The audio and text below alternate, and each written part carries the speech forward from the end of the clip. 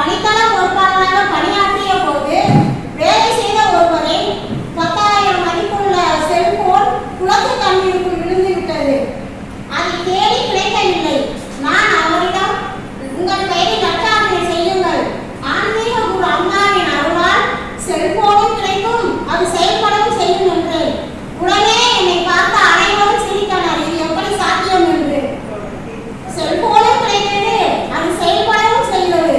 உடனே அனைவரும், உன் ஆன்மீக குரு அம்மாவின் சக்தியை நாங்கள் முழுமையாக நம்புகிறோம், நற்சாதனையின் மகிமையை புரிந்து கொண்டோம் என கூறி அனைவரும் குடும்பத்துடன் நற்சாதனை செய்து வருகிறார்கள்.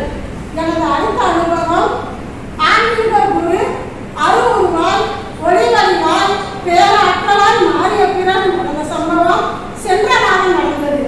நான் மருத்துவ கம்பெனி ஒன்றில் பணியாற்றி வந்து தொழில் பிரச்சனை காரணமாக கம்பெனி மூடப்பட்டது.